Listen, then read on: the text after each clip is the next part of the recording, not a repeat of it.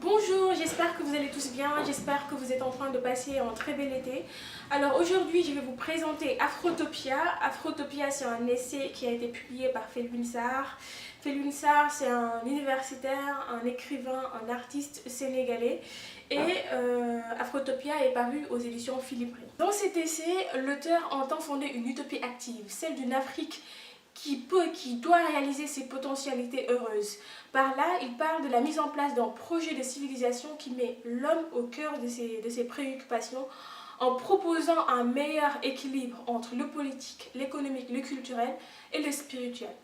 Mais pour arriver à cela, Felwine Sarr prévient qu'il faudra se libérer de ces dominations mentales et intellectuelles occidentales afin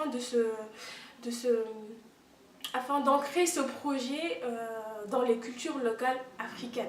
Ce n'est pas un repli sur soi, c'est pour lui, c'est à cette seule condition que l'Africain pourra se réaliser pleinement, c'est à cette seule condition qu'on va créer des sociétés qui font sens pour ceux qui les habitent, et c'est à cette seule condition que le continent pourra être coproducteur et co-héritier du patrimoine intellectuel et culturel de toute l'humanité. Cette thèse qu'il défend l'amène à revoir les notions de développement, les notions de démocratie, d'économie informelle, de richesse, de progrès, autant de sujets qu'il développe dans son essai et qui font aujourd'hui débat. Par exemple, l'auteur soutient que le concept de développement est un piège intellectuel pour l'Afrique. L'Afrique n'a pas de retard à rattraper. Ce dont souffre l'Afrique, ce n'est pas son sous-développement ou sa faiblesse du niveau du revenu par habitant, mais c'est son incapacité à s'analyser elle-même par ses propres catégories ou à reproduire ses propres métaphores du futur. En gros, voilà un petit descriptif d'Afrotopia. La lecture d'Afrotopia est simple, certains pourront avoir peur en se disant que oui, je vais me retrouver à lire un livre technique qui ressemble à toutes ces études techniques sur l'Afrique, mais en fait non, c'est assez digeste, c'est assez clair. Et pour la plupart des chapitres, l'auteur y a employé un style littéraire, il y a eu de très belles métaphores. Donc pas du tout technique, enfin un peu mais pas trop, facile à lire. Globalement, pour ma part, j'ai pas trop aimé Afrotopia parce que j'avais cette forte impression de déjà vu, déjà lu, déjà entendu, déjà su, qui m'a vraiment dérangée. J'avais l'impression que je n'apprenais pas grand chose. Les concepts qui sont développés dans Afrotopia, c'est des choses que j'ai retrouvées chez Anta Diop ou chez Axel Kabou ou chez Achille Mémé, ou c'est des choses que j'ai entendues dans des conférences économiques à Paris, des choses que j'entends à la télé via des experts du monde culturel, ce qui a fait que cette forte familiarité avec ce que j'ai lu dans Afrotopia font que voilà, j'étais pas à fond dedans en fait. Il y a aussi ce côté abstrait des choses, il m'a manqué du concret dans les propositions.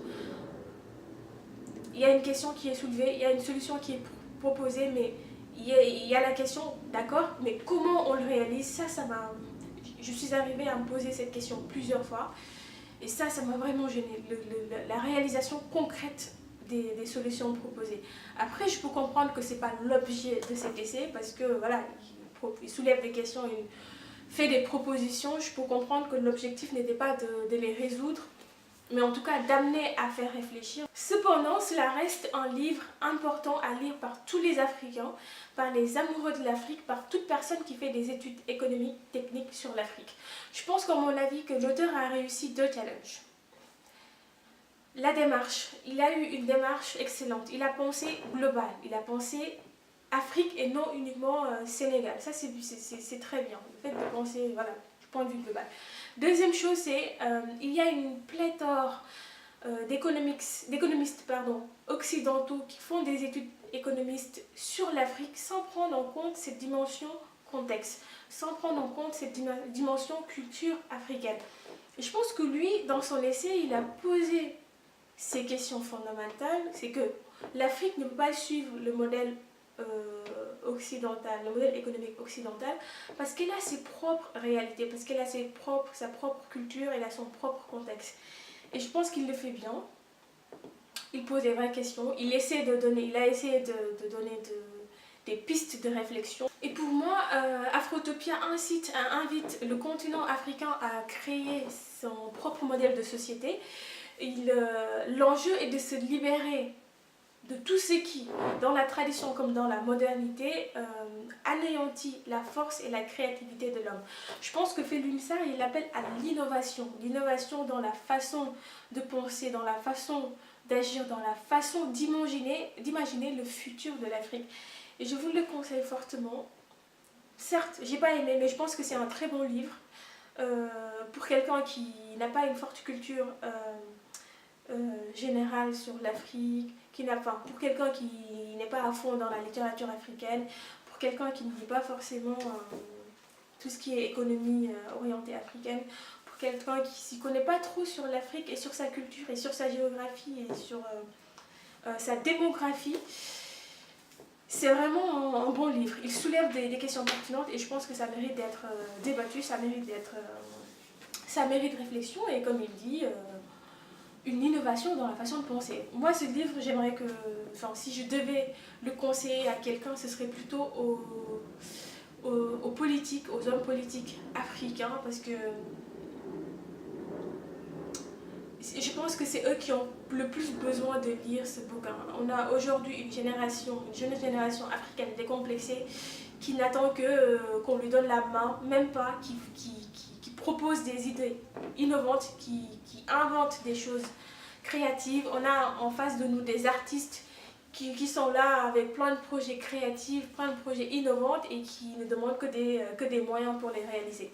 Donc les seules personnes, en tout cas les principales personnes qui devraient prendre au sérieux ce bouquin, ou en tout cas prendre en compte les idées qui sont soulevées dans ce bouquin, ce serait peut-être les dirigeants africains et ceux qui les entourent, afin de réfléchir sur ces questions-là, ou de faire appel à des gens qui réfléchissent déjà, et notamment à cette jeunesse décomplexée, à ces artistes innovants et créatifs.